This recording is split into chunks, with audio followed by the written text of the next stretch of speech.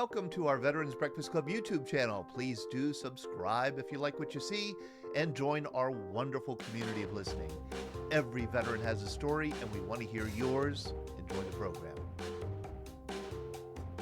I want to ask, we have Renee Geffken. Hello.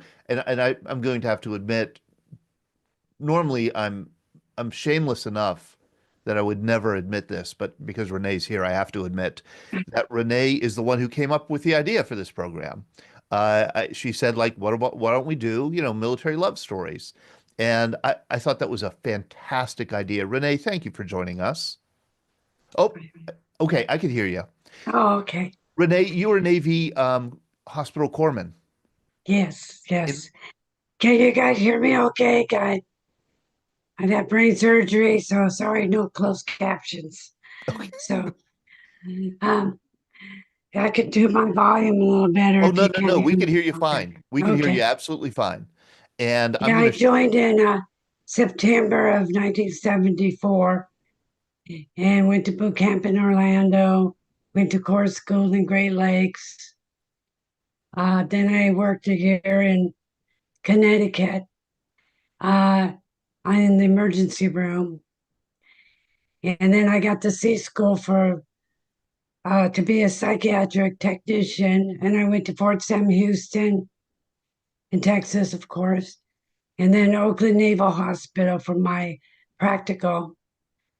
And then I had orders for Naval Regional Medical Center in Okinawa, but it was under the Army at the time. yes. I was there in September 1976, I think. 76. And then January 77, it became the Navy. And this is my husband, Dave, who I met in Okinawa. I was working on the psych unit 3 South. And usually our report's over by 7:15, or I was on the night shift, or 7:30 in the morning.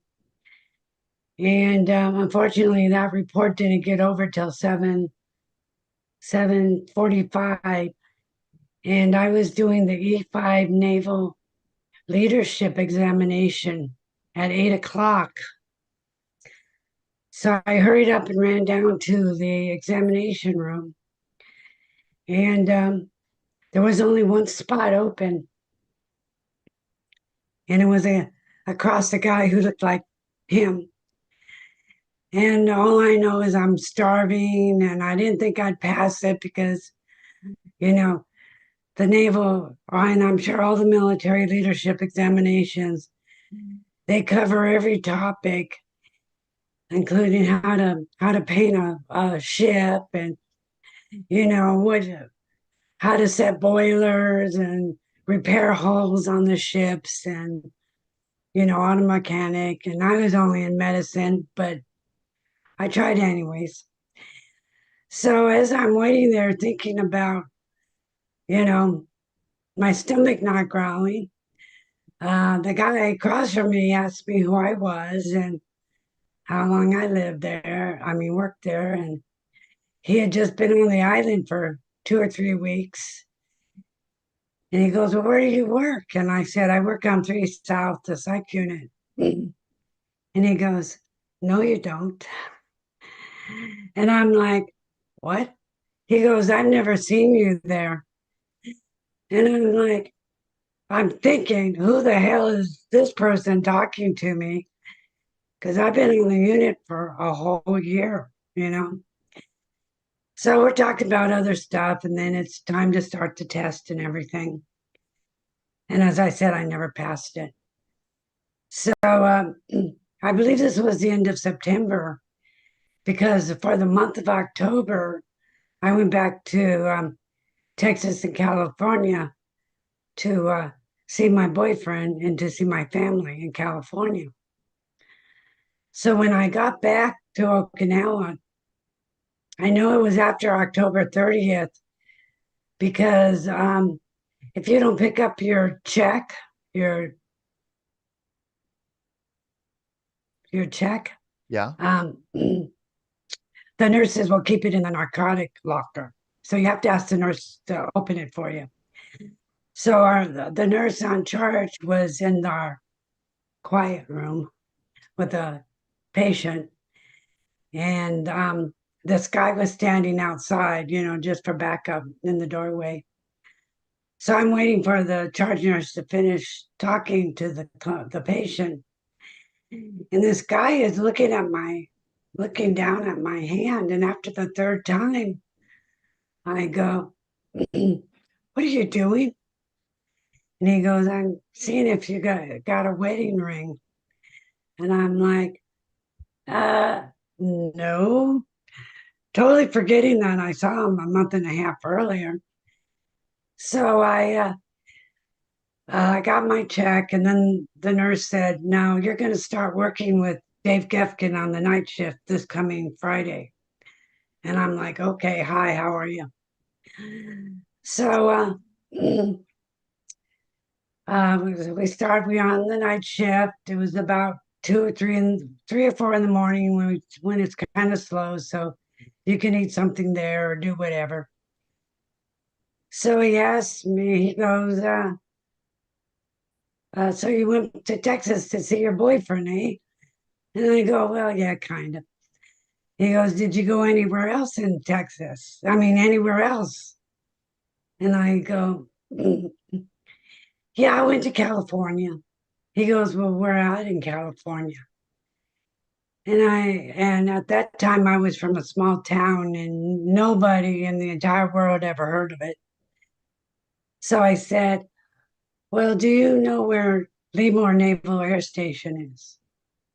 And he goes, "Yeah, I believe I do." And I'm thinking, "Yeah, sure you do, buddy." And my dad always said, if a sailor tries to flirt with you, don't believe a word he said. My dad was in the Navy for 25 years. So, Yeah. Good advice. yeah. So I'm like, okay, sure. So he comes, stands next to me, flips out his wallet, and it says that he lived on 623 West D Street, Lemoore, California. And the thing is, my parents lived in this town called Yedem, and we only lived 45 miles away from each other. And we met in Okinawa. You met in Okinawa and your virtual neighbors in Yes, California. yes, yeah. So we worked from November to March, and how they did it, and I don't think they do this anymore. Um, you work a week of nights, 7 days. You have 3 days off. You come back Monday and you work a week of PMs, and then you work scattered AMs, and that's every month. And the last month I was in the Navy, I did not sleep. I was living off Benadryl. It was horrible. And I mentioned to you about the Marines we had who'd go out on maneuvers, and we'd get them for sleep deprived psychosis. Right. So I was telling my brother about that, and he worked in the boiler room, and he said, "Hey, we had 12 on, 12 off. We didn't sleep good either. So maybe you could do a show about sleeping Yeah. if you have it, because that was horrible." So it comes to March. We're still together on the same ship. And it was March the 5th, and I woke up and I was madly in love with him. It took me a while. So we started dating and doing a little bit more than dating. And he told me, he said, um, first I've been waiting for you to be intimate with me and like me. And then he goes, "When I met you in front of that leadership examination, it was love at first sight. And I knew I was going to marry you." Kind of like what Yeah. Ben went through, Ben and Diane went through. Of course, I didn't believe it, but after I got to know him, I did believe it. And then we had 2 months later, and then everybody found out that we were dating, especially my charge nurse, and she fixed it where we were off the same shift and we had no time left together. But whatever time we could get, we'd spend with each other. And then I left Okinawa in right before July, the end of July of 78. That was a few days before Okinawa had their roads changed to the Right. left side of the road. And I was, excuse me, I was in Vietnam for 3 months. And there was one thing we noticed, both of us noticed in the Navy, in the military, and I'm sure other people noticed it as well. These people, they meet at a duty station, they fall madly in love, and then they have to go home for a visit. And then they come back and they don't love each other anymore. Right. Or uh, the one has a new duty station and they get the detailer. That's the person who cuts your orders for your, I believe that's a detailer who cuts your orders for your new duty station. And they'd always make the detailer will oblige them. Mm. So they'll both be together and then they break up. Right. Right. So we wrote while we were apart for 3 months, but we didn't plan on marriage or anything because we didn't know. How would you know? I mean, it's better to be cautious. Yeah.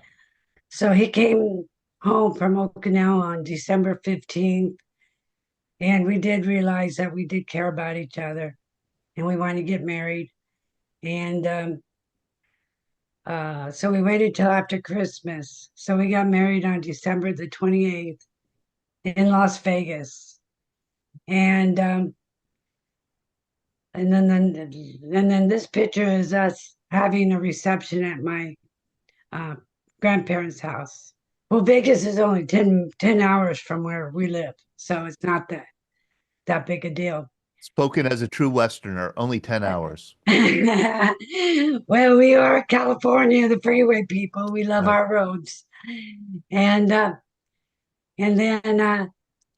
the day after this picture, we left to go drive to Texas, San Antonio, to Fort Sam Houston, because he went to the psych tech program. I'd gone there a few years earlier. And then we had orders for Portsmouth, Virginia. And after that, we moved to San Diego. The GI Bill paid for my AS medical secretary. And then we went to San Diego. He's a musician. And so he tried doing classic rock cover bands, things like that down there. And then he went back into psych. He worked at the state hospital here in Porterville where we live, and he did that for 30 years. And then I got my BS in hospital management and business administration. Ah, and then um, and then we just retired in 2014. We both did. I was a case manager at the state hospital. So So, you were married in the Navy for how long? A year or two? oh yeah, well, yeah, about 2 years. 2 years. Yeah, Okay. yeah, about 2 years. He had extended because he had some college. So usually when you leave boot camp, you're a E2, I think. So I think he was an E3 when he left boot camp. Right. And they also let him go to science tech school later on in his military. He'd already put a lot of time in, I guess. I can't remember.